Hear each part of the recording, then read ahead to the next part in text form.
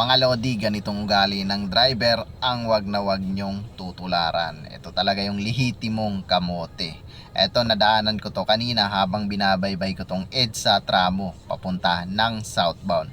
Kung mapapansin mo sa video mga lodi, bigla na lang sumingit itong sedan sa pagitan ng truck. Napakadelikado niyan mga lodi, kasi once na hindi siya napansin ng truck ay malamang yupi ang mangyayari sa kanya. Alanganin, hindi na lang niya tinaga yung pila para sa kanyang safety at sa safety din ng kanyang pasahero. So yun lang mga lodi, ingat lang po talaga tayo. Sobrang init ngayong araw, grabe. Kahit todo na yung ating aircon, ipagpapawisan pa rin yung ating mga wet packs.